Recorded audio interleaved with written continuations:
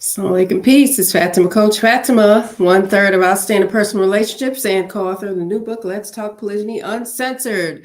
Welcome, one and all to this installment of Quintessential Queens, where we discuss all different topics surrounding marriage, polygyny, and the health of your relationships in those different areas. Now, for those of you that are new, let me know where you are checking in from, where you're at, what you're up to other than watching me. Prayerfully, it's something that is beneficial to you and those that you love, including yourself. Now, with that being said, let's do a little bit of housekeeping. Again, if you're new and you have any questions for me toward the end of this live cast call-in show, make sure that you guys put question marks before the question, and then I can identify it very easily. That's what I tend to do because we don't want to miss your questions, and they can get kind of, as we sift through different comments, your questions can get lost. Now, I'm going to tackle this title that I've chosen for this particular live. One queen, is that enough for your husband? Now, I know that this topic can be very upsetting for many and triggering for some. And, I have to say this as part of my housekeeping routine with my live. I like to do this because I like to offer people their out if they need it. Now, everybody's not going to agree with everything that I say. I'm not saying that all men should practice polygyny, but if they're going to do so, they should do so in a healthy manner. That's one of the reasons that OPR was created, so that people don't have to go through so many challenges without some sort of guidance or a voice to put with their experiences or having these best practices for best results. So we like to do these lives so that we can share that, because we remember when it wasn't easy for the three of us. If you're, again, new to us or new to our channel, I'm monogamously married to Coach Nazir, and he's also monogamously married to Coach Nyla, my co-wife. So just some clarification, my co-wife and I are not married to each other. We're not in a relationship. Other than that is one of which is platonic and one of a sisterhood, although we're not sisters through biology. We are sisters in Islam. She's indeed a friend of mine. Did it start out that way? No, it did not. And we never said it ever did. And we're not telling any co-wives that they must be friends, must be close, must be besties. It's going to be perfect all the time. No, it's not, because we're people. It's not going to be perfect. It's not going to be easy, but it does not have to be impossible and difficult and toxic either. So if we want to have good relationships, we need to work on that. We need to invest a lot in our effort. So effort means we're taking steps through our actions to do the best that we can do and grow while we're doing that. Then remember, there's a learning curve. Our husbands are learning, wives are learning, if we choose to do so. You're going to learn something in a good way, or you're going to learn something in a negative way, but you're going to learn. You keep living, you're going to learn. Prayerfully. And I wanted to actually have this specific topic in this live because we've been asked many questions by different people about how do we make this work? Is my husband worthy of having another wife? What does he need to be? What does it got to look like for it to be successful? Again, I will be taking some comments, not some comments, but some questions, comments too, and I'm going to put them across the screen for you all to see as well.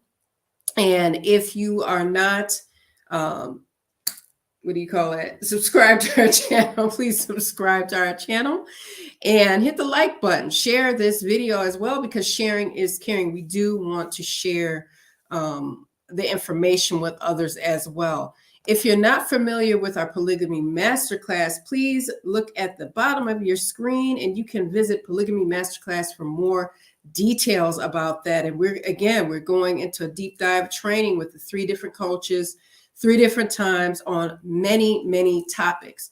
It's great that you all are supporting us on Facebook and YouTube, because there's so much information on our channel on YouTube. I mean, you could learn so much there. And I really wish, we all kind of wish within our family, the OPR family, that we had OPR. And that's not to be arrogant, but we didn't have anything. We didn't have support. We didn't have a voice that we felt we could have someone else listen to. We didn't have any advice, because where we were, not too many were practicing polygyny, which is the practice of one man having multiple wives, up to 4 if you're Muslim, and doing it the right way. And if they were doing it the right way, we didn't know, because they were private about it. And that's okay, because oftentimes you're met with a lot of judgment. And who wants to be met with judgment? I'd just rather keep my peace and keep my mouth shut and let people just, have their own lives. I'll have mine in the safety of my own home. Also, you're going to want to pick up our ebook, The Polygamy Roadmap, at polygamyroadmap.com, where you can pick that up. You're going to want to check that out. We have one for men and for women. My co-wife and I, Coach Nyla, we created one for the women. Coach Nazir created one for the men. And we are making sure that everyone's covered. Remember, do not compare your year 1 with our with our 12th year in polygyny. Don't do that, because it's not fair to you. We didn't start out smooth and everything was transitioning, everything was great. No, we had to go through it in different ways, on different levels. We had to have those hard conversations that we always talk about and train about in our own family, within our own individual marriages. So please, please, please give yourself some grace and those around you by not comparing and going, well, this is how they're doing it, and this is what Coach Nazir and Coach Nyla and Coach Fatimah do, and it works for them. Well, we remember when things were not working out the best for us either, but we all had the common goal to take care of our family, each other, ultimately, and just really learn and get the books and do the traveling and doing the different seminars and having different mentors and talking to people that loved us. Meaning, if it was my parents and they had a good word for me, I talked to them. I talked to my friend circle. And most importantly, I talked to my husband and I quit asking questions that were designed for him to other people. So he was going to give me the most honest answer about his life and what he wanted to do in it and what was his goal. And not only that, he was willing to listen to mine as well. One more thing before I do forget, my co-wife and I, we offer coaching and counseling. And so does Coach Nazir. He offers coaching for the men. And if you want to check out the bottom of your screen, you can visit me at Coach Fatimah. Visit my awesome co-wife at CoachNyla.com, and visit the king of our tribe, Coach Nazir, at CoachNazir.com for details if you are interested. And I want to say this to the wives. I'm the initial wife, and I really coach within that arena. However, my co-wife and I, we give best practices for best results in life. It's not just restricted to married women, initial wives, subsequent wives. So if you feel the need to talk to Coach Nyla, go visit her at CoachNyla.com. And if you feel the need to get coaching or counseling for myself, Coach Fatimah, visit my website at CoachFatimah.com for details. So with that out the way, again, make sure that you're typing your questions within the areas in which I can see them with question marks in front of them, and let me know what side of the world you're on, what city you're in, and I would shout you out as we go on into this little talk about polygyny. And is one queen enough for your husband? Now, so assalamu alaikum to you all. Alaikum salam wa rahmatullahi wa barakatuh. Good morning to you as well. Thank you for tuning in. We appreciate the support from all you viewers and taking your time out to be here during this particular live. Now, let's get straight into it after all the little Cleveland in the house, Alyssa. That's so awesome. I've never been, but I've heard some great things about Cleveland. A lot of talent comes out of Cleveland, Ohio, for those of you that are not sure where that is. I'm saying Cleveland as an American, so I know exactly where it is. Thank you for tuning in to this live. Really appreciate it. If you have a question, please put that down in the comment area so that I can see it with the question marks in front. So yes, let's get into it. Many times, men I know particularly are asked by their wives, why do they want another wife if they want another wife? Because some men don't, and we're not saying that all men should.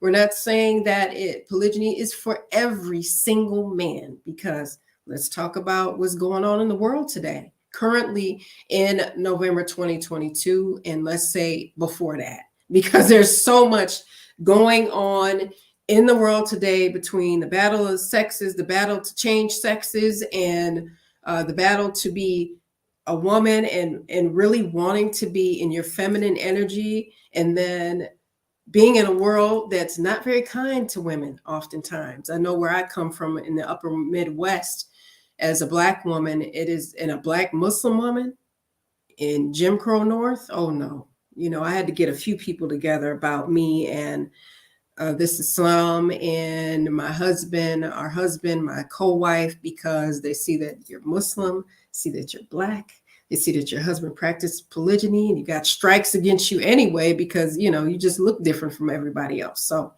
and you get met with a lot of judgment. So to have a thick skin is one thing, but to also be able to communicate to other people and educate them on what this is and what it's not.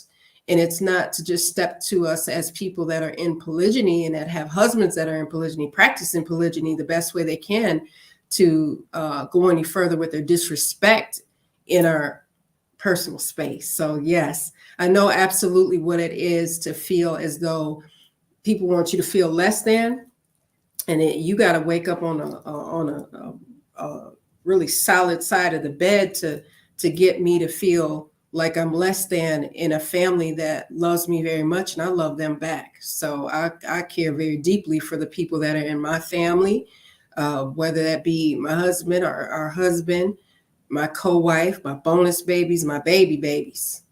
I care about these people a lot, and they care for me and love me very deeply as well.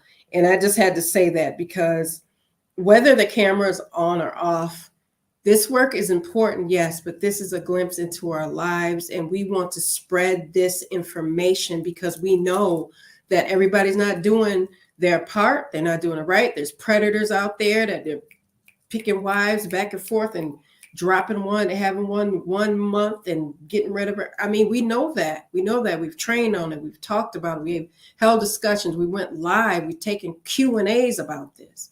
But this specific live is about the men that are out there, the husbands that are really trying, that desire polygyny, and for whatever reason that they feel as though they're the man for the job, because it's like Coach Nazir was saying, you have to be more. You do have to become more. I have seen it with my own eyes, and not only him, but other men, how much drive and determination and dedication they have to making sure that their family is successful as a whole, not only their marriages, individual marriages, but their family as a whole. This is not easy work, but it is honorable work. So men having more than one wife is not about having mistresses, jump down, side chicks, and all those things like that.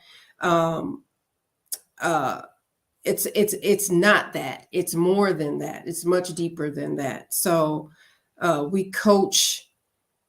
We make sure that we're coaching and training very deeply, because this is very powerful information, and this is life-changing information. So the counseling, the women's polygyny masterclass, the men's polygyny masterclass is powerful stuff. And I learned a long time ago that investing in me was always priceless. I had to make sure of that. We aren't therapists, but we're indeed coaches and counselors in that realm. So we've had people ask us, were we therapists? And we're not. We're coaches and counselors. So yes.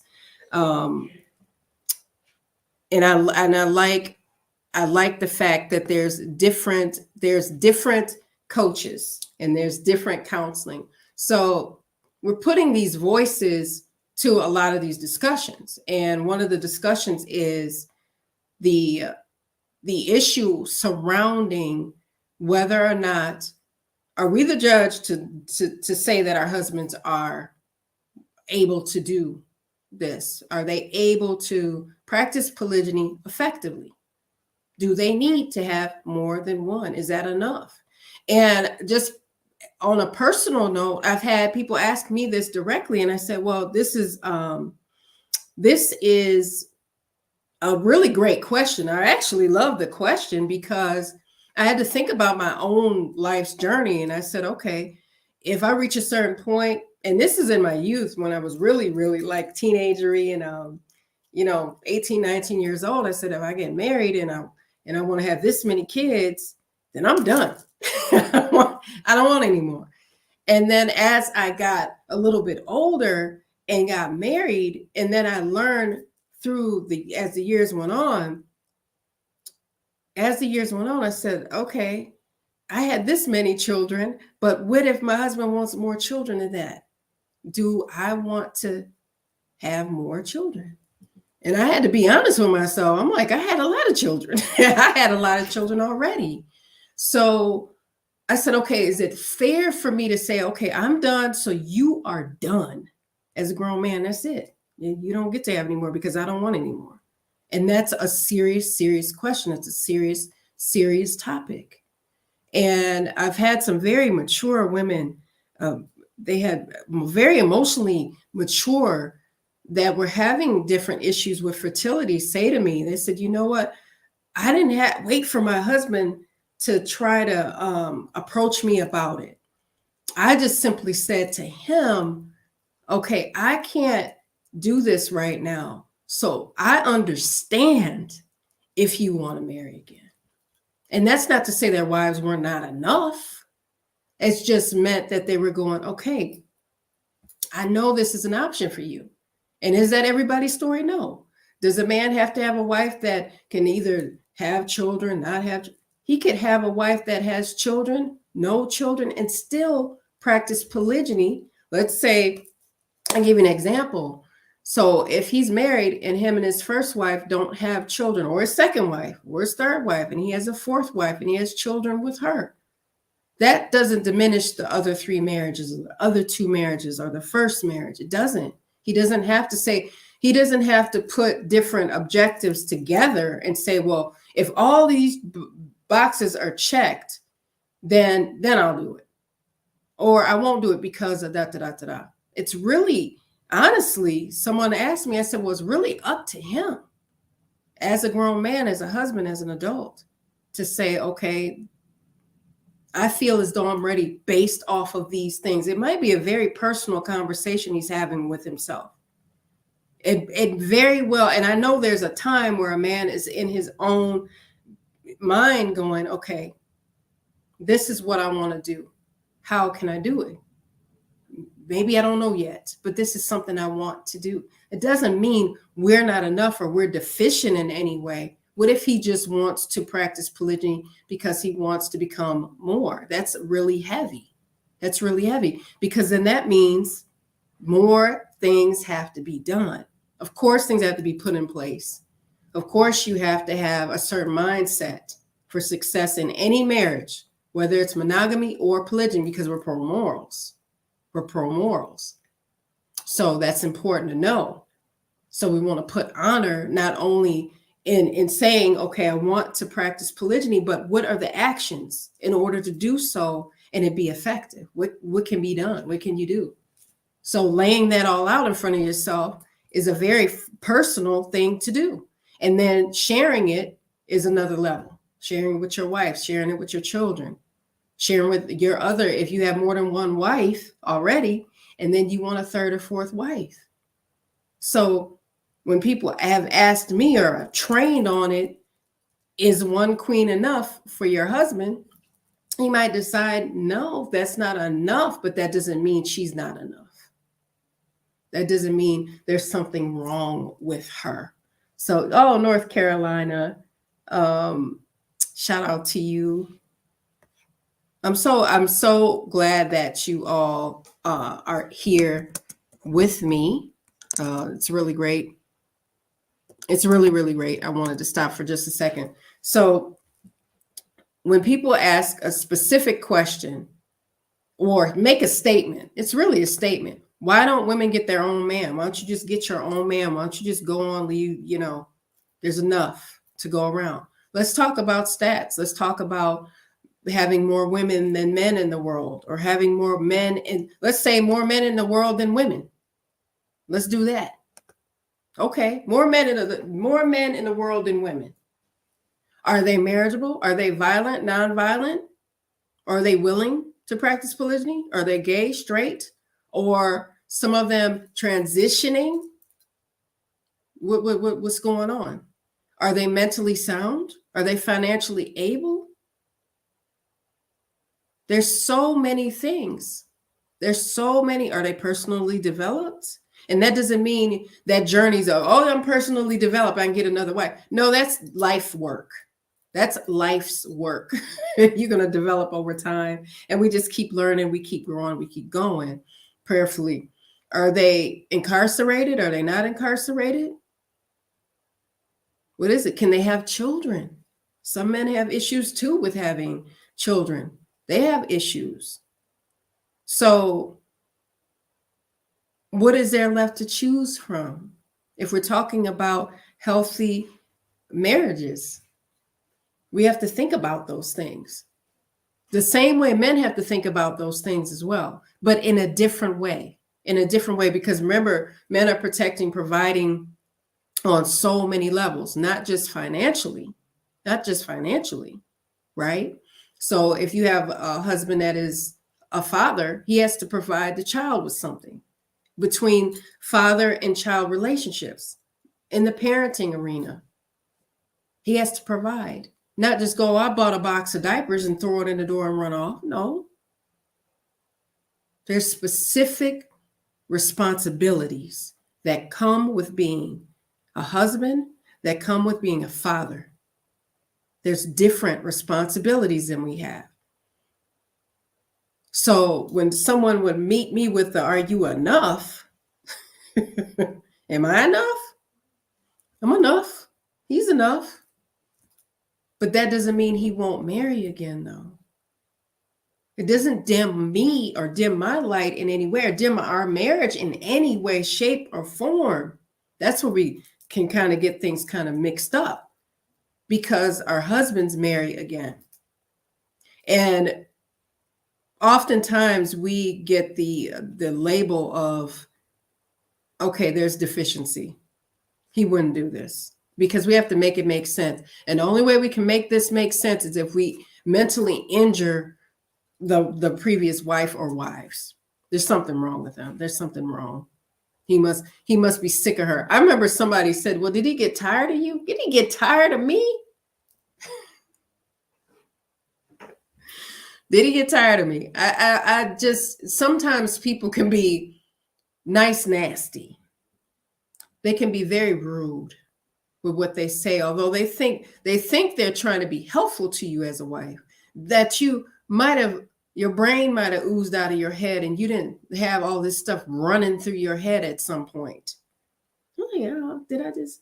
And then you go, yeah, I must have did something wrong. I mean, they want to, that some people just are trying to make you feel better, and some people are trying to make you feel less than. And it's a sad truth. And some people just don't know they're saying anything wrong. You go, oh, I didn't mean to offend you. I didn't mean to. Well, I don't know if you thought I was going to take that well if you said, did I do something wrong? And what am I supposed to say? Matter of fact, I did. I did something wrong.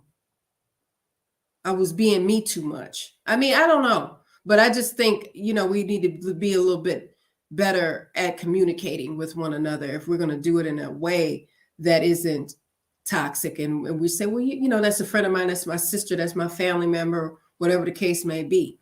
I remember years and years ago, somebody said this to my kids. They were like, too bad what did they say? Too bad your father didn't love your mother as much as she loved him. Now, my kids were teenagers, but they were younger. And I said, well, sometimes people, they they talk out of the side of their neck because they're hurting, and they say inappropriate things, even realize how devastating these comments can be. But it surprised me at this point, especially with these "are you enough" statements, topics. But the feeling as though you might not be enough, that's more of what I like to deal in, because it's easy to say, he doesn't like me, or I must have made him mad, or something must have happened, or is he crazy? I mean, it can go from 0 to 60 very, very quickly. And some of the things that I've found to be true, especially with coaching and counseling women of all different walks of life. And some women have been in monogamy before and they chose to be in polygyny after a divorce, or they're in monogamy and they don't understand polygyny and why their husband has chosen to be in polygyny, or they think something's wrong with it. Or I've met some very, very toxic energy, and I mean destroying the house. I'm going to kill him. I'm taking the children away from him. And the thing we have to understand about our children is that they're not just our children. Just as much our children as they are our husband's children. And if you don't believe that, don't listen to me. I remember this episode of Judge Judy. I like her. She cracks me up. Her roasts are legendary, but she cracked me up the majority of the time, but she'll hit people with this realness. And this woman came into the court and she was like, or the ex-husband said, well, I don't get to see my child. And Judge Judy was like, well, why not? He said, because she won't let me. And she was like, what do you mean? And so the ex-wife said, well, he doesn't pay child support. He's not seeing my daughter. Judge Judy looked at that woman and went off. She went completely left. She was like, let me tell you something real quick. I know you, the ex-wife. I know you, the female. I know you, the wife. I know that. I know you, the mother. She said, but that child is no more yours than he's hers. So you don't get to stand up in this courtroom and say to him, who's that child's father and might want a relationship with her father, that he's less than because you're the mother. That's your child together. And one is not above the other one. Now, I thought that was powerful because I wasn't expecting it. But this judge had been a family court judge for, I think, 30 years. So she was like, I can't stand when you all come in here and get on your high horse talking about this is my baby and skip him and the child. And what did the baby want to see the father? You get to decide that too, right? No, ma'am. So I like to shed light on certain things because certain topics that can be that there's this toxic behavior that's going on, and it's not a word we need to downplay at all. It's serious. It's very serious. I remember this lady recently said we were responsible for breaking up her marriage, and I'm thinking, I said, honey, that marriage was in trouble before you ever laid eyes on our video. So don't do that. I mean, if you're upset, I understand that, but to try to flame us up in regards to your husband wanting to practice polygyny, he might find benefit in watching the videos that you so despise. You might find benefit if you're progressive enough to understand the information that we're trying to share, that we're training and counseling and coaching on, because it's one area to be on YouTube and watch us, and we love that. We love the support. However, to be in coaching with us for 12 weeks or counseling with us is much deeper than that, where we go 10 levels deep. So she just had to get that out there, that we were the cause of the destruction of her marriage. And we put this poly idea in her husband's head. And in her same paragraph stated that he had came to her about it and then stumbled upon us. So he already had it in his mind. And, she wanted to back up and dump that on us. That's not the first time. I'm sure it won't be the last.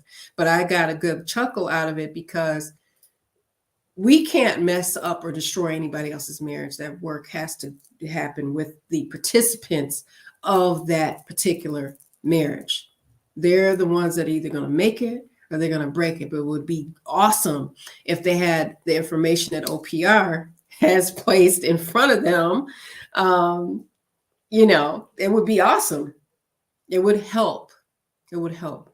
So we're not here to hurt anyone or try to call for the destruction of anyone's marriage. We're pro morals. We believe in monogamy, polygyny, and we believe that your marriage is what you make it with. And if you don't have the guidance and you don't know, that's fine. We're all still learning. This is personal development in our growth journey, but you got to decide you're going to sign up for it. You got to decide you're going to move your feet and take some action. So everybody wants to be married, but we have to make sure that our marriages are healthy. And who is going to do that but us? And if we can bring this information to anyone, we love that. We love that. We love to see people come together. We're not here to tear anybody apart. So one thing about getting to that, and that's a great segue, understanding, is it good to just is one queen just enough? I'm the queen in my house, and Coach Nazir is the king here. He's the king in the family, right? Because we're in our marriage together.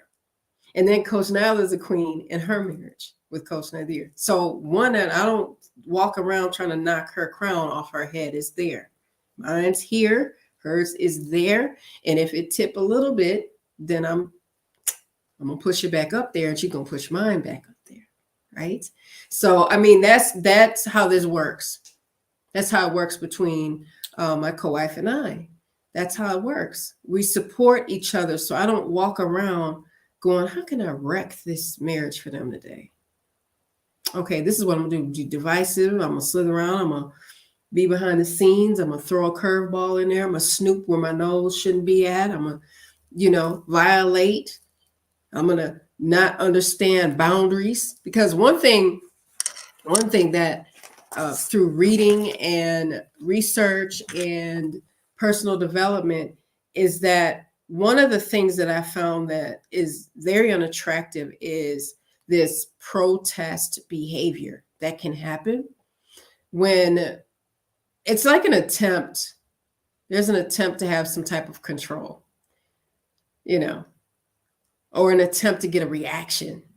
So when men bring up polygyny and that their desire to want to practice polygyny or even talk about polygyny, even if they haven't even explored it much deeper than wanting to be in polygyny, they can be met with a lot of resistance or protest behavior. I'm not allowing that. I'm not doing that. You're not doing that. We're not doing that. I'm not having that. I'll take the kids. I'll do this. It's heard as a threat. Protest behavior on the ears of men, and I could be wrong, but I've seen protest behavior happen in front of my eyes. It doesn't land well because the men are hearing it as threats. If someone walked up to us and said, look, if this relationship isn't like I want it to be, I'm taking this out of your life. Something or someone you love very deeply, I'm taking them. You don't get access to them, period. We would take that as a threat. We would take less than that as a threat.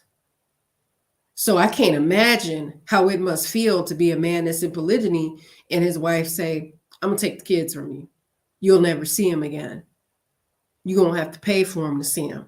Or poisoning the children, because this is stuff that happens. This stuff happens.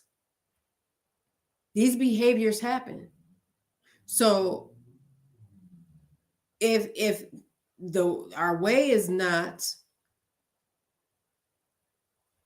acknowledged, like the way we want things, if that's not acknowledged, then protest behavior can happen.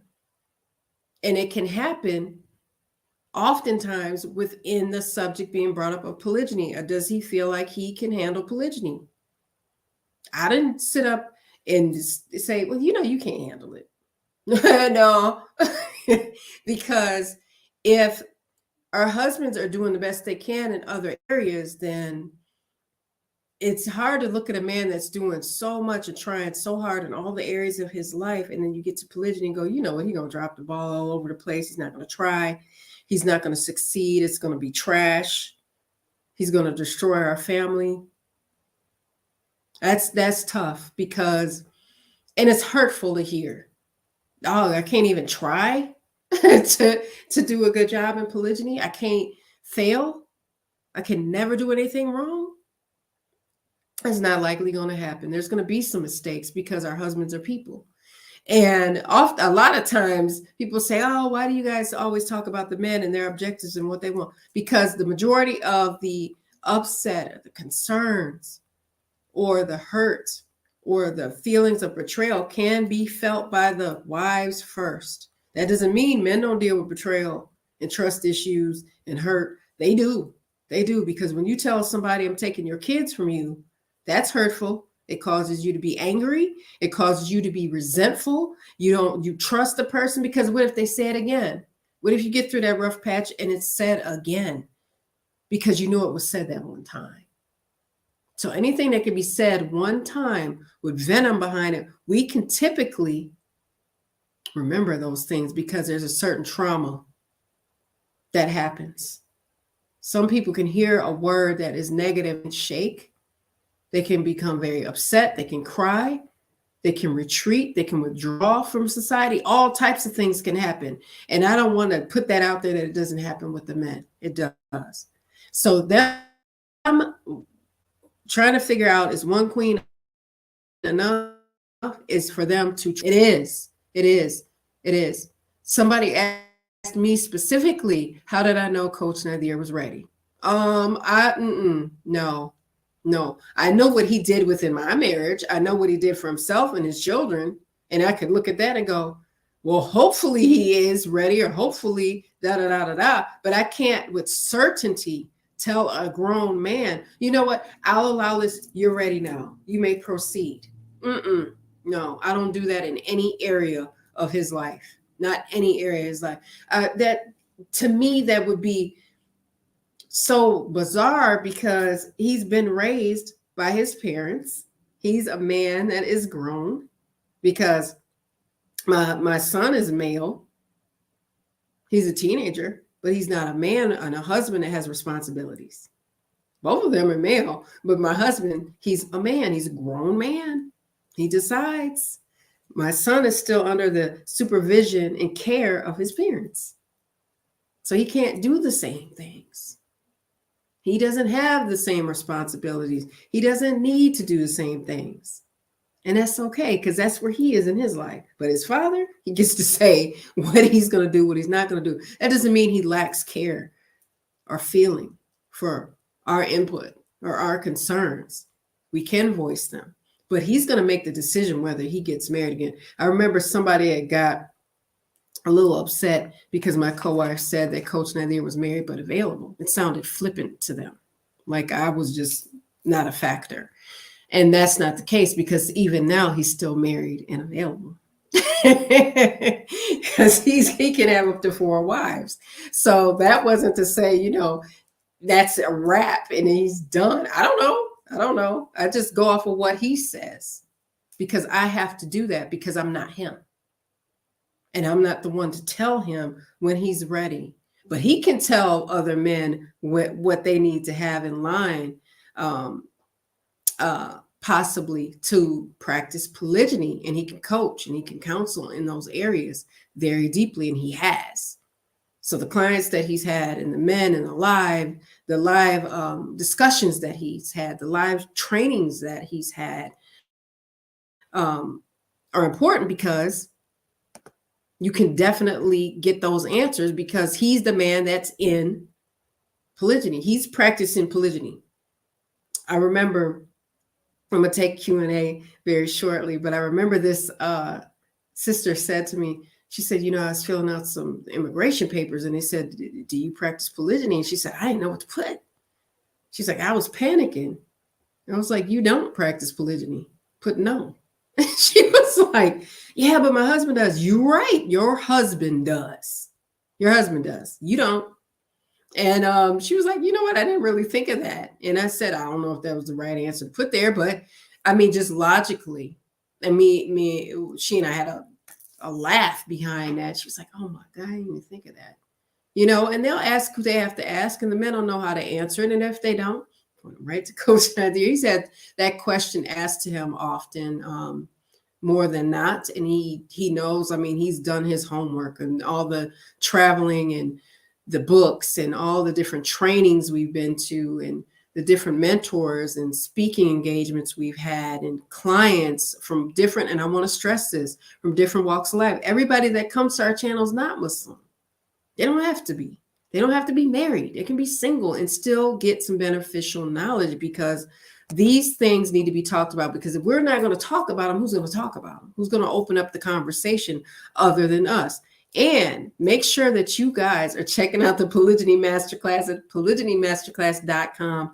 You'll see that running along the bottom of your screen. And with that, you're going to also want to pick up our Polygamy Roadmap ebook at polygamyroadmap.com. I'm going to be opening up the conversation for Q&A, but just know that the question of, is one queen enough for your man, is up for him to decide. That doesn't mean you don't have a voice. That doesn't mean you don't get to have the hard conversations, but they're not hostile conversations.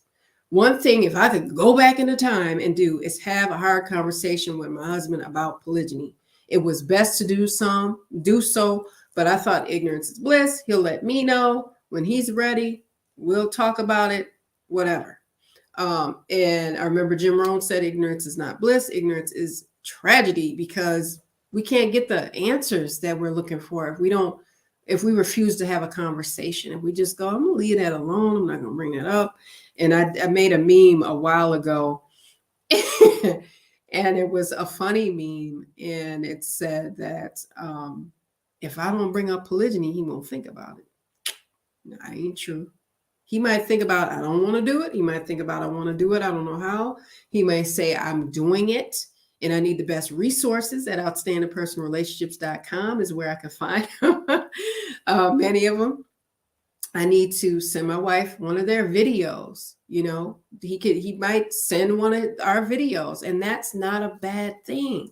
I wish somebody had sent me one years and years ago, because the way I'd have been taking notes and trying to figure it out and do it the best way I know how. Oh my goodness, I would have been so grateful to get this. And I'm not saying that because I'm a part of OPR, but we did not have any resources. We didn't have anything. I talked to my close circle of friends, and they were like, girl, I don't know what to tell you other than this is what Islam says. And their husband's not a bad dude. He's been great. And this is, you know, you guys, we love your family. And so much love for our family came out afterwards. I'm like, and I knew my friends and family loved us. However, the magnitude in which they expressed it was just, it was so humbling to me. It was really, really awesome. I love it. So, okay, let's see if we have any questions in here. We'll be giving some updates about the book. See, I thank y'all for all of your salam alaikum, salam rahmatullah, and all your kind words, specifically Amina. Thank you so much, sis. I appreciate it. May Allah make it easier for us all. Let's see. I think I missed something. I'm trying to see where it was. Yeah, focus on your own marriage, not your co-wife's. I mean, it's not our business. I treat my co-wife's marriage with Coach Nazir as filed under not my business. Unless it affects our family as a whole or me directly and it concerns me, that ain't my business. That's just how I do with friends, and they both friends of mine in my family. So I don't get in that. That's not my business. Hello, North Carolina, USA.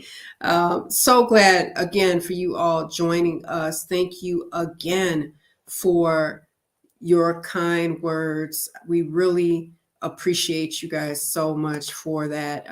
All the love, care that you give, the odds that you offer us, and the comments that you all leave under our channel and on Facebook, YouTube, and on IG. Shout out to IG at Outstanding Relationships, and make sure you guys are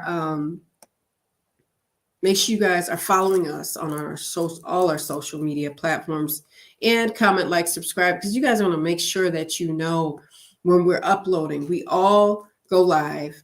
I have Quintessential Queens typically every Thursday. Coach Nazir has Mindset Mondays, and Coach Nyla has Poly Tea and Chat on Saturdays. So you guys make sure you tune in, check in. You're not gonna want to miss it.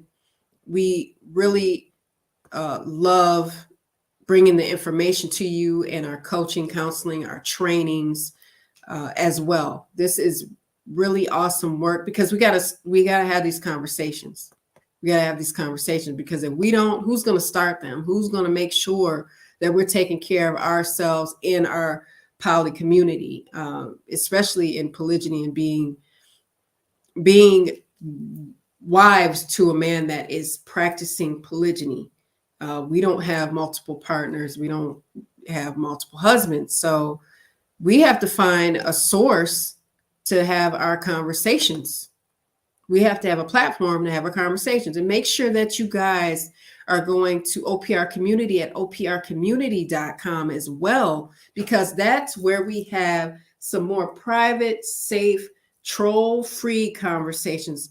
When we are dealing with trolls, we have so many interruptions and distractions, because then once we start focusing on their negative comments or the shade they want to throw, sometimes they're not throwing shade, they're throwing entire ecosystems, and it's out of control. We get distracted from talking to the people we want to talk to, because in our communities, in our different platforms, but especially in the OPR community, we get to have these conversations with one another without a disturbance. Sometimes when you're dealing with negativity, it is almost like watching a toddler throw themselves down on the floor and you're trying to talk to another adult. It's like they're throwing a tantrum, they're throwing a fit because we're not doing what we're not doing what they want us to do. They want a specific reaction from us that they're not getting. Now, in order to join the stream, guys, you can use the link provided at the bottom of the page. You see that where it says join the stream? I'm going to leave that up there for those of you that want to see it. Okay, any advice? I'm going to put this on the screen. It says, Walaikum salam, wa rahmatullahi wa barakatuh from Trinidad. That's so awesome. That's so awesome. I love to see that. My grandmother's best friend to the day she passed away from cancer was from Trinidad. And my grandmother loved her very deeply. Very, very deeply. She was awesome, awesome, awesome. Okay. I'm going to welcome once again and welcome salam wa rahmatullahi wa barakatuh. That's the link to join the stream, guys. If you want to use it, I will be in the next 10 minutes or so. I'll be closing out this live. I'm going to, show this comment. I mean, any advice on how I can go about being a co-wife? I'm older, sister 43. My co-wife and I actually have done several videos together on YouTube that you can check out, sis. Just kind of go around on our channel. But a few things that we did is, as co-wives, what we did when we first started really getting to know one another is made sure that our conversations were not about Coach Nazir. We needed to get to know each other outside of being wives. What are we like as daughters? What are we like as mothers, sisters, aunties, cousins? What does our extended circle look like? What are our relationships like? How was it growing up for us? We had very different raisings, my co-wife and I. We just really got to know each other. What do we like to eat? It was just like sitting, talking to someone that you're getting to know that's new. Now, some people shoot that all the way down and say, look, my friend ain't sleeping with my husband. And what we need to understand in order for polygyny to be successful is that we have co-wives. They are wives. And to diminish them by saying, this is baby mama, I'm going to try to get to know her. That puts a certain feeling in our hearts for them already. They're already at a loss when we diminish them and say, she's nothing more than this to him, taking up space in his life. He's so tied up with her and them kids they got. You know, it puts a certain negativity in our hearts. and they can't come up out of it once we just keep putting all that in there. So understanding that my co-wife is a wife, I never denied it. I never said anything otherwise, and I didn't allow other people to say anything otherwise. You could say it, but you can also get these words back. I had to stand my ground when it came to that. I said, well, my words are rated E for everyone. If you say something about my husband, I know people have said something to me about him and my co-wife to me. And I said, now I got to stop you. I said, because what you're not going to do is try to make my husband look crazy. And they're like, oh, whoa, oh, but you had me pegged wrong. You thought I was going to say something different, huh? Something to suit your agenda? Not me. No, ma'am, no ham, no turkey. But yeah, getting to know each other. And the age is not, I don't let the age kind of stop me. I do indeed try to understand someone else's journey that's not my own, and know that it doesn't have to look like mine to be okay with me. And matter of fact, I'd rather it not look like mine, because that means they went through some stuff for real. But understanding my co-wife and her story, and no one can tell it better than her. So when people go, well, what did she try to, how come she, and we've been at Juma before and people have questioned me about her. I said, you see her over there?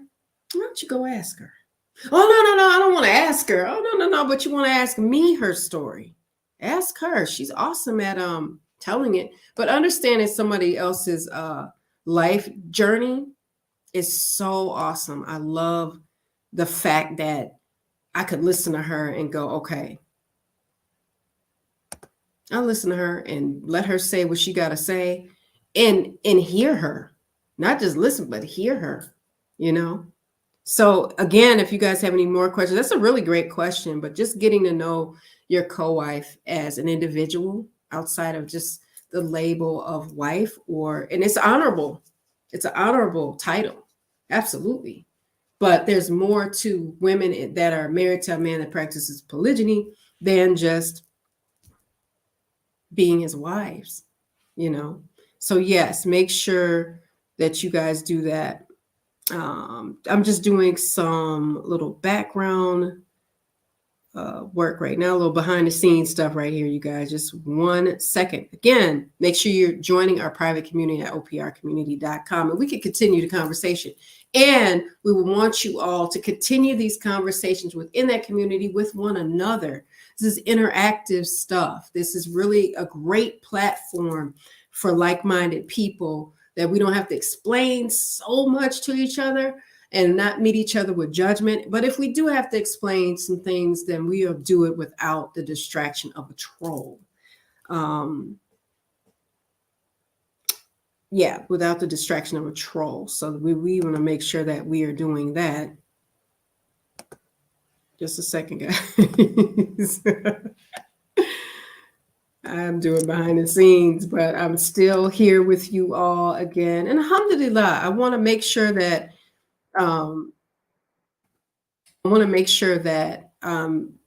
addressing these more challenging issues, because it's hard for us to maybe initiate the conversation as well.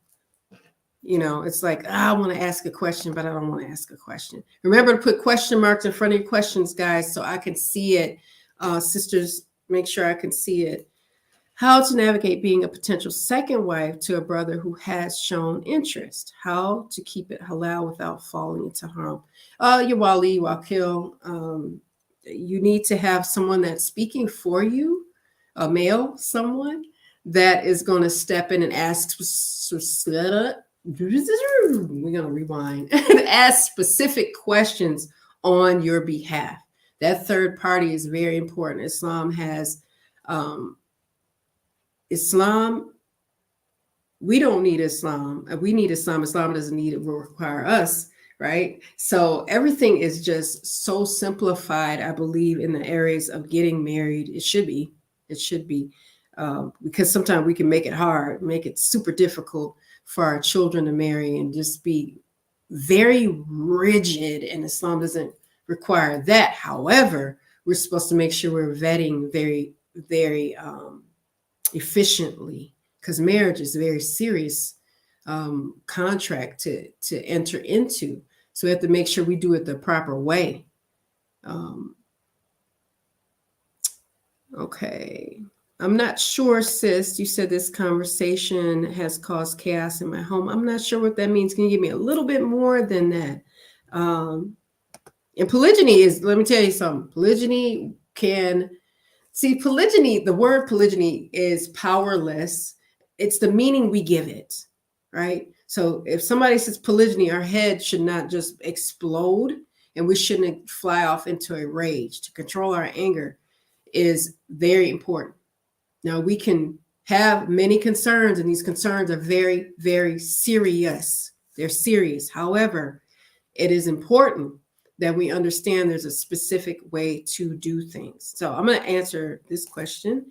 If sisters can put aside the husband's issues and focus on getting to know the sister like they would with any other sister, they will see maybe like each other. I found that to be true in my case. I found that to be true in many cases with some sisters that I have coached and counseled. They just to sit down and go, okay, how has this kind of been for you without disrupting a boundary, without violating boundaries, without sitting up there and having a session where you just completely dog the husband out. I mean, just for filth.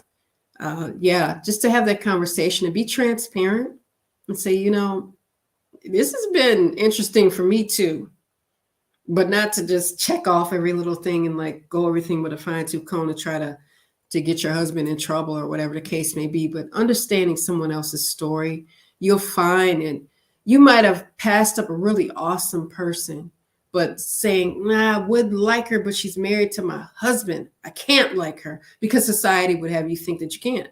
Your society will say, look, you're supposed to hate her, like two pit bulls or something fighting in a cage. It's just, I really don't like that part of it, because so many awesome women don't get to know each other because society has stated you should be an enemy. Society has also said that men should turn themselves into women, which is an impossibility. However, if they say it's okay, then it's okay. And we're the weird ones if we say, look, I want to be in polygyny. I'm staying in polygyny. My husband wants to practice polygyny. If a man says, I'm going to practice polygyny, they've turned us into the demon and the shaitan. We're the ones that have the screw loose. Okay, my father is older, 9, with health problems. He is my only, but can't help now due to health problems. SubhanAllah. May Allah make it easier for him. Any advice on how I can get married without wali? Do you have any male relatives? Is what I would ask. And I would research this too, sis, in Islam. I really would. I'm not a student of knowledge at all when it comes to that. I have had Coach Nazir marry 2 of our daughters, and I didn't have to, that wasn't my role. So I really understand what you're saying. I know for me, when I married Coach Nazir, my grandfather was not Muslim, not interested in it at all, because we had converted to Islam, reverted to Islam. I became Muslim, and it was like, I felt so disowned by him after that, because he just thought he really thought it was some type of abomination. He was not there. My father was not there. My father was not qualified to step in for me as my wali. So a brother that was the imam and that officiated our nikah, he stepped in for me, and he signed everything, and he was there from start to finish, and it was awesome. But I never thought that I had met him, because when I first became Muslim, I was studying at the local masjid, and he was the imam. But fast forward, I never thought he'd be the one stepping in for me. But that's the beauty of Islam, is that the brother was there and available to do so. And I really, to this day, I'm glad that he was there. Alhamdulillah, he was there for me. So yes, some behind the scenes. Okay. Yeah, your father can. Just 1 second, guys. I brought up the wrong screen for myself on my end. So yes, I'm going to post this here. Your father can appoint someone on his behalf. Okay. Is it possible? Let me see. Is it possible that a husband can prevent co-wives creating a relationship due to societal influences? A husband can have whatever desire that he has. I've heard this before that some husbands don't want their co-wives, his wives, to have a relationship, to talk, to communicate with one another for whatever. It could be a number of different reasons. It could be he's afraid that maybe the hammer might come down on him. But this specifically, due to societal influences, he might be thinking about different things happening to the family as a whole, to him, to you all. He may be in fear that you might be met with some really harsh treatment and judgment. So he might be getting in this protective mode, but I can't be sure. You can't, it's hard to say because he might have whatever reasons. I'm just saying some of those that I have trained sisters on and heard through different Q&As, such as this one, that my husband doesn't want us to be friends, or he's afraid that we might get met with harsh judgment, or whatever the case may be.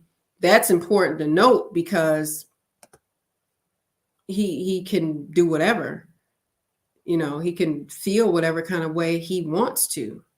So yes, that's a really great question. And yes, sister that asked about your father not being able to make certain decisions, he can appoint someone on your behalf through him to make those specific decisions for you. So yes.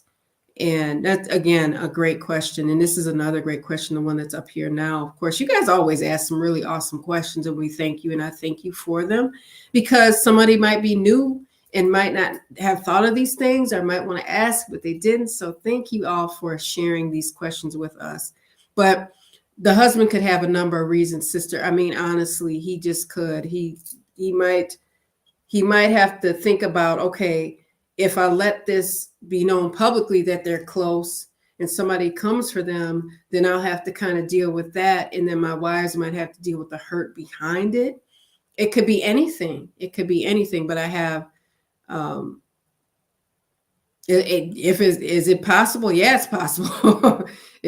Some men just don't want their wives to be close. And I'm not saying that's your husband, but I've seen this because there might have been prior conflict. But as far as society goes, yeah, he might go, no, it's not safe out there for you all. Or I don't know what people are going to do. He can have his guard up, and I get it. I get why he would. But that's really, honestly, sis, that's really asking him more. If he's willing to open up about it, you might get a little bit more clarity from him about why he specifically doesn't want that. And it might just be at this time. That might not be forever. It might just be at this time. And it might be just something to protect. Men are so good at protecting their families, like the kings, they're really good. Blessings to, may Allah bless you all as well. But yeah. Let's see. I'm going to look through here, guys. Again, if you have any questions for me, put a question mark in front of the question so I can see it. It's just so I can identify it. So when I'm sifting through some of these awesome comments and questions, I can see what you guys are saying. Okay. Let me put this up here, sis. In some cases, when a husband does not want wives to be friends, sometimes it is because he is lacking in his duties and don't want to be called out on it. Okay. Yeah, that's a thing too. We're not going to act like that's not a thing. Of course it is. It is. And it's happened, it's happened. And again, I can't say either way specifically from man to man. I don't know, but that is a thing. They might be comparing notes. And my question would be, how would one co-wife know from the other one what he's doing or not doing? Because when there's certain boundaries that are really awesome, that are really, really awesome. It's making sure that we don't go there. Now that's not to say, I'm not going to say to one co-wife to another, if she's getting hurt in any kind of way, there's been, domestic violence, there's been mental abuse, there's been physical abuse, spiritual, some would say, abuse, and ignoring certain responsibilities that are very clear in Islam. And some wives will contact one another if they feel like they're not safe from, like, there's been abuse and beatings and things. Like, some serious things have been going on. Yes. So I get that. So he might not, but I also know there's another, sometimes it is, let's see. It is easier for him to be unjust without consequences. One thing that I do, another Q&A that I had, a sister asked me a specific question. She said, I don't know what to do. And I said, you have to give him Islam. And what does Allah subhanahu wa ta'ala say? And what does Rasul salatu wasalam say about such things? And if he's a practicing Muslim, then if that doesn't speak to his heart, if the beneficial knowledge and the sincere advice, then there's some evaluation that must go on. Of course, you got to evaluate. We all have to evaluate. But these things, we can pretend to ignore them. But it's very clear what we're supposed to be doing and not supposed to be doing in Islam to one another. And it's also clear what you're supposed to do for one another. Wives and husbands have different roles and responsibilities, absolutely. But I know that this does happen, these conversations, however, we still have to be careful about what we say to one another about our husbands. And then it goes off into what are the consequences going to be? Because yes, we do. Allah allows marriage and he allows divorce if we're not doing what we're supposed to do. But there's a certain amount that we have to do and effort that we have to exhaust before we get to that point. Yes, there's brothers out there not doing this right. And we've trained about it. We've spoken about it. We've held discussions about it. Coach Nazir has filmed videos on YouTube about these things. So I love to listen to the men that are actually practicing polygyny and doing it with the greatest of intention. And then things maybe don't work out. But there's also those that are doing it and kind of, I'm going to do it today, maybe not tomorrow. And I'm not going to be just. I'm going to just kind of play around with it. Is that allowed? No. But I noticed that when we offer each other Islam, it says, well, in Islam, this and that. The Rasul salatu wasalam said this, and he did this for his wives, or he didn't do this. What can one say? You going to challenge Allah? Is he going to win? That's tough. That's difficult to do. And then sit there and go, yeah, I will. No. Mm-mm. Polygyny is not a game. Monogamy is not a game. This is very serious. So I like to make sure that I stress the fact that we're not to sit here and play games with one another and just drop the ball and say, forget it. I'm going to do polygyny a little bit today. I'm going to be a little lazy with it. We don't have time to be lazy in it. We are not allowed to sit up and have all this different abuse that's going on with one another within our marriages. Whether they be, or my marriage is monogamous, of course, but whether it be monogamy or polygyny. So this is not something that we can just, I'll just roll a dice and just pretend and act. No, these are people's lives. We're wives. They're husbands. We have families. If it's just a wife and a husband, that's a family.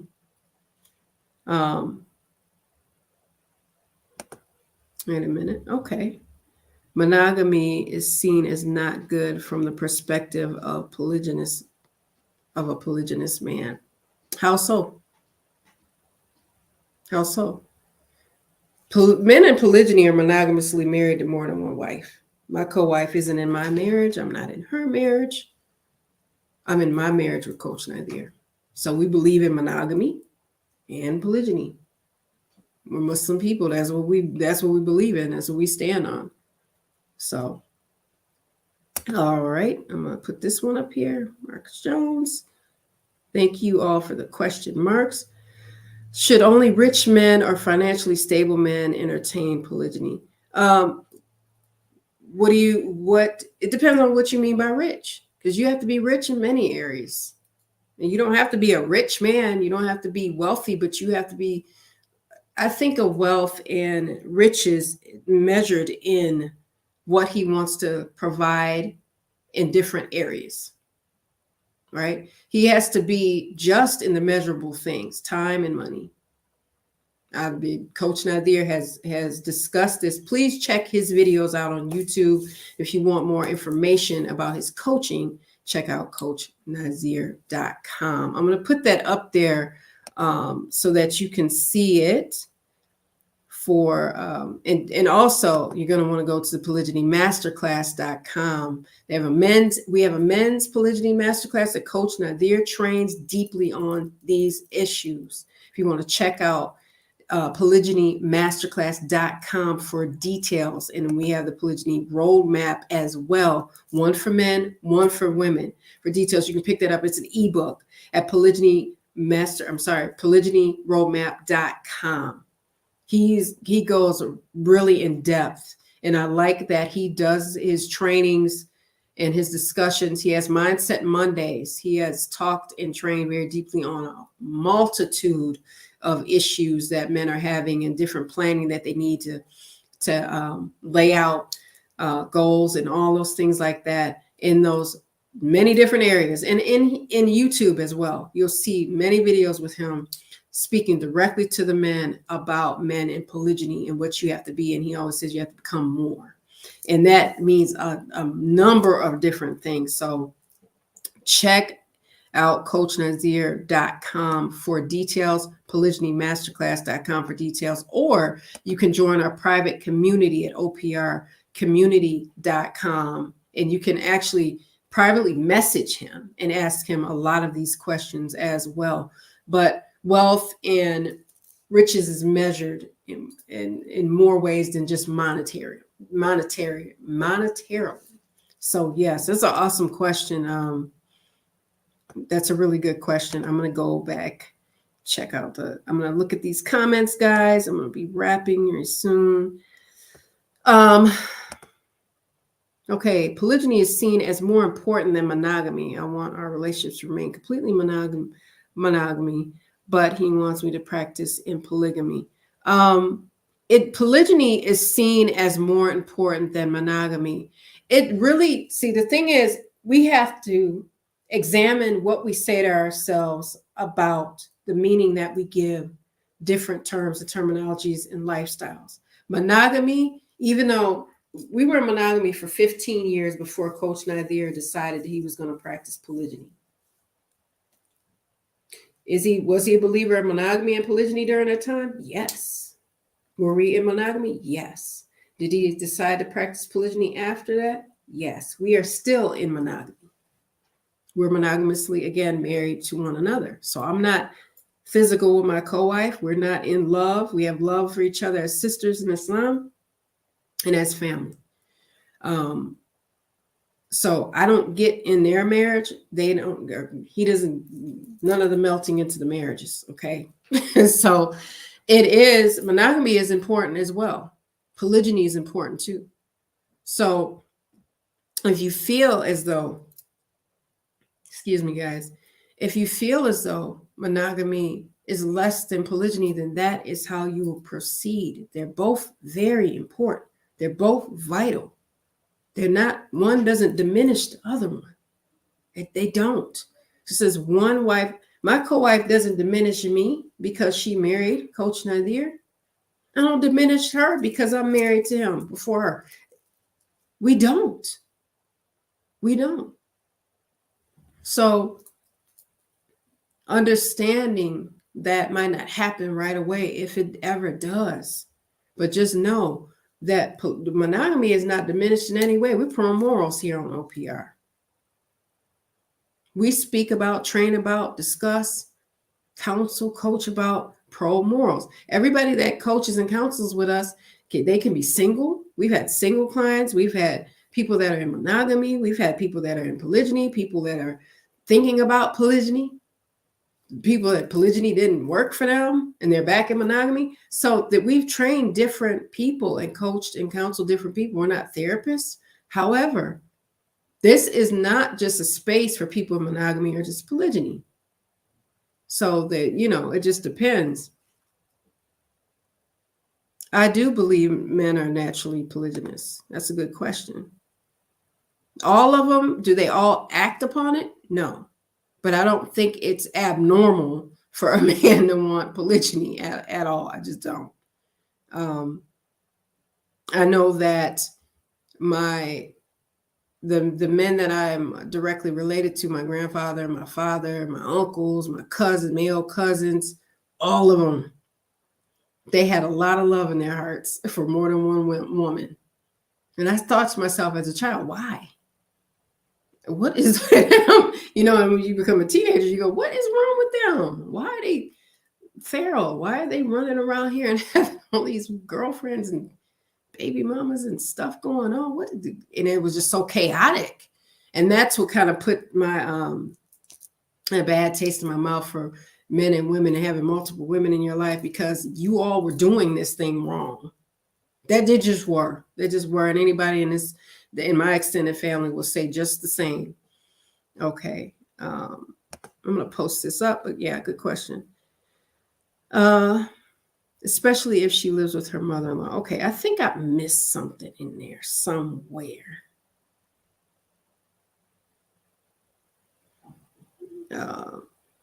Okay. I think I missed something in there, sis. The last comment from YouTube. Poly is seen as a punishment a lot in my family culture. You bad wife. Your husband took 2 wives. You're the bad one. So he took another one. How to know wife, because hubby will lie to keep marriage. Also, family, society. Look down on society on me right now. And I'm on YouTube, Facebook. I sit on the side of a man that practices polygyny. We look happy. How dare we? So society will look down on you with something that you might not understand, because if we think about the record on society and making good decisions when it comes to relationships. What is the track record? So I tend to understand who I'm dealing with.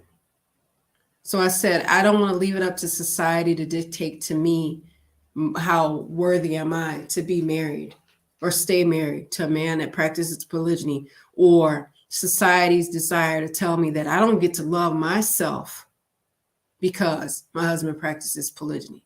Oh no, I'm going to love me. And I'm going to love my husband. I'm going to love my family, and I'm going to love my co-wife, my bonus babies, and whoever doesn't like it, they just don't like it. That's a they thing. That's not a me thing. They have to live with that. Because if you wait for society to be accepting of you in polygyny, and your husband practicing polygyny, you will be miserable, honey, for the rest of your life. Because society is not going to get it together anytime soon. They're not. And our my mother-in-law doesn't like the fact that her son is in polygyny, and then she didn't like the fact that he was in monogamy. These people didn't want us to get married. Oh, you're too young, or so you're wild oats. My oats going to stay intact, and they're not going to be wild. They're going to be really tame around these parts. You all go into the world and sow your wild oats. I got oats, but they ain't wild. But, they wanted it to be, because that's how it should be. You're young. You should experiment. Experiment with what? There's so many mutations and things going on now. I mean, to just promote that kind of behavior, I can't look to those people to give me solid, sound judgment, or advice. So I expect the absolute worst when somebody is showing me their worst. So if you're showing me that in you, that says something about your character. That means I need to limit my time with you. If all I'm getting met with is toxicity and judgment, and my aunt gave me some of the best advice ever. She's since passed on, but she loved Coach Nazir because that's her nephew through marriage. She met him when he was 7. And she said, let me tell you something real quick.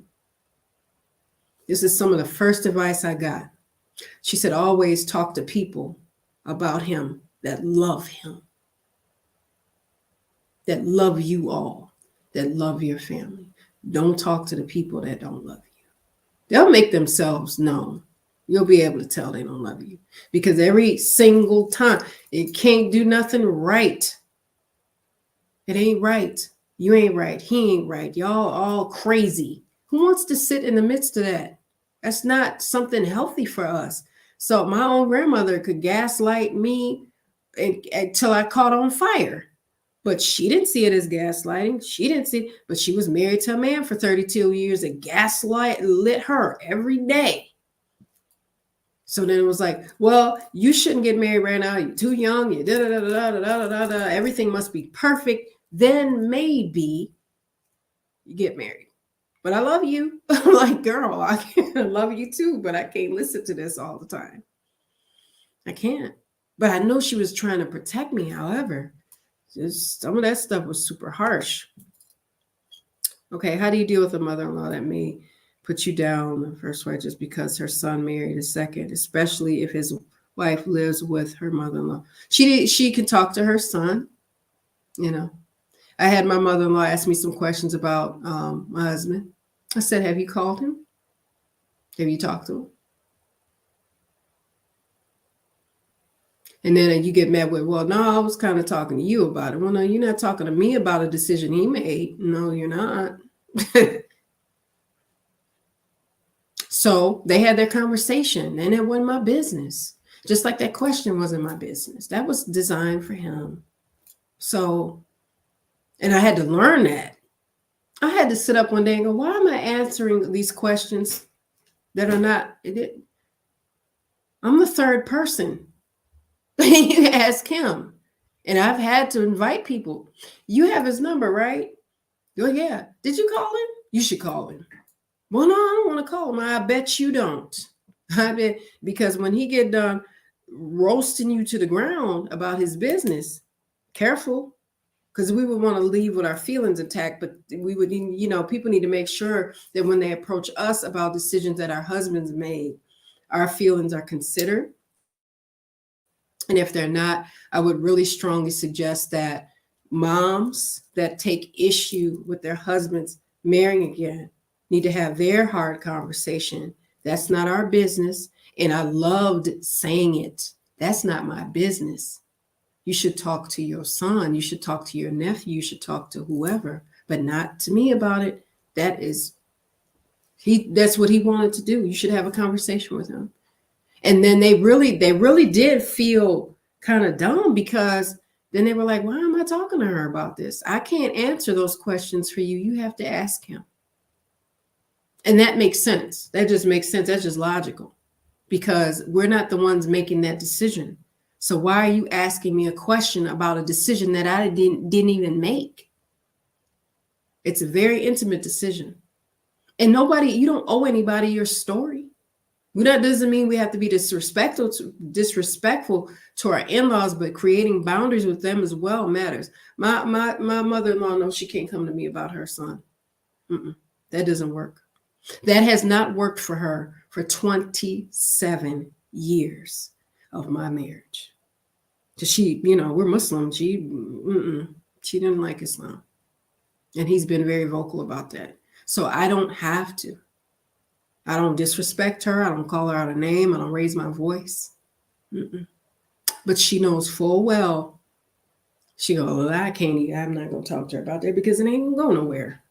Because what I'm going to tell you to do, you have his number. You can Google him. You can reach out to him. You can email him. You can whatever. But you can contact him quicker probably than you can contact me.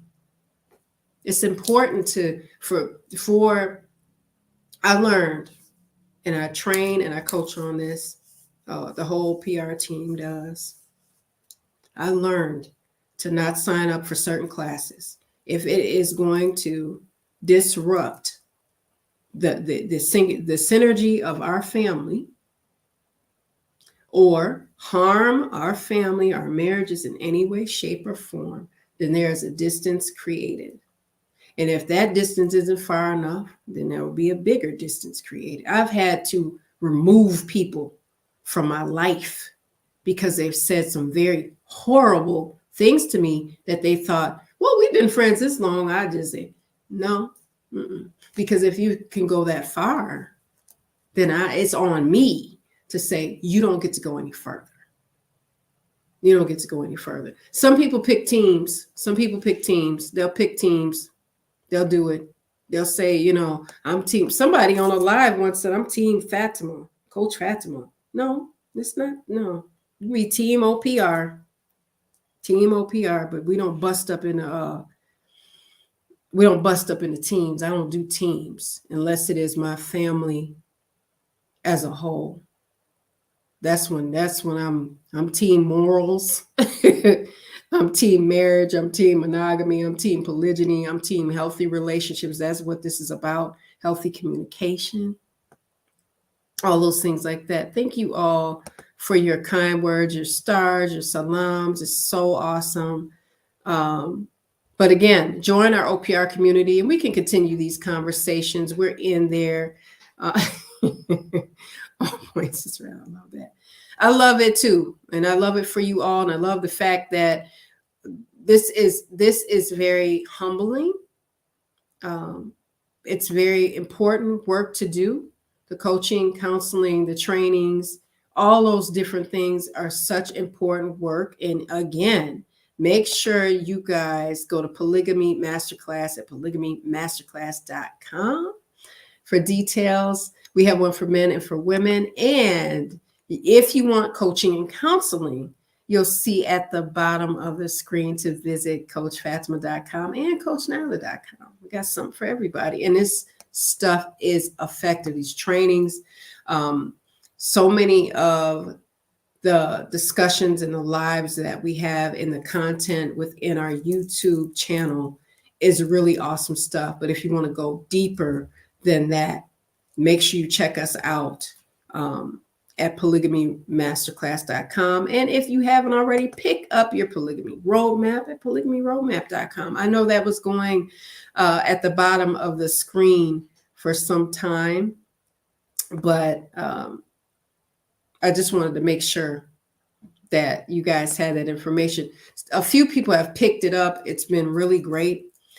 We've gotten somebody had left a comment. It was so sweet. I think I lost track of it. And they were telling you all and sharing a little bit of a testimonial about our polygamy roadmap. And my coach, well, she's one of my mentors, Coach Nyla, and I really put a lot of love and really best practices for best results in our ebook. There's, again, one for women and one for men that Coach Nazir actually did, which is so awesome. Let's see. I'm going to post this up here. I'm so enjoying your talks. I've been watching for a while. God bless you and your family. It's not easy. My husband has been polygamy for 4 years. Not been easy. The stairs is hard. One thing I'll say, yeah, sometimes, you're still dealing with people, and our husbands have a learning curve too. Is everybody intentionally doing polygyny properly? No, but that doesn't mean they're trying to mess up either.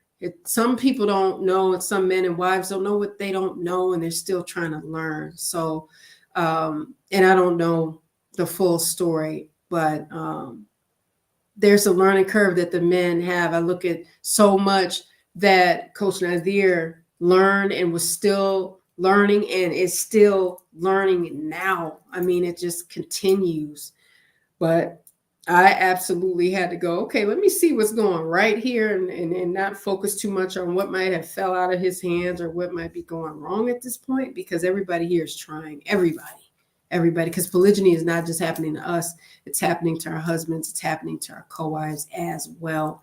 And we all got to have that time to learn. And that which we don't learn, you have to evaluate what's going on with you and your marriage and make the ultimate decision possibly. You know, you might have to, and that's okay. That's okay. Because especially with us being Muslim, we know that Allah allows marriage and divorce. Things don't work out. It doesn't always work out. So yes, guys, with that, I'm going to close out this live. Just some behind the scenes, guys. But yeah, I'm going to be closing out this live as of right now, inshallah. I thank you guys so much for being in here with me.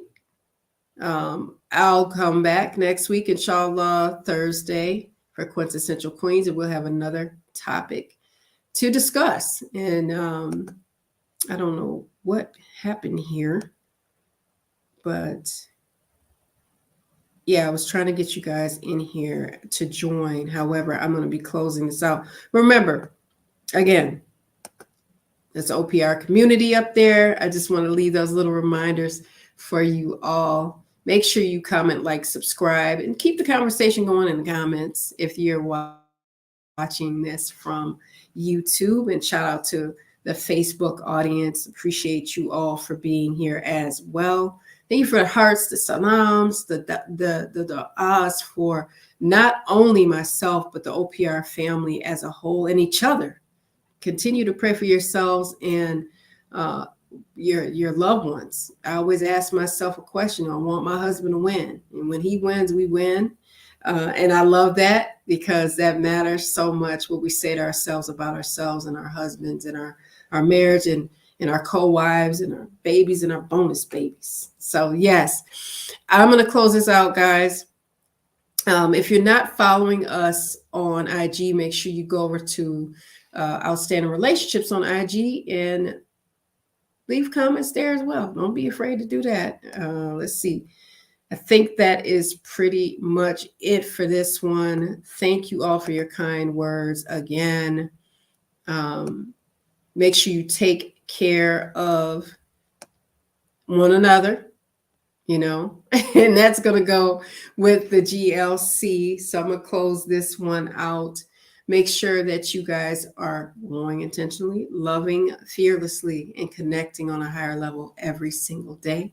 I will see you all in the next one, inshallah. Assalamu alaikum. Peace.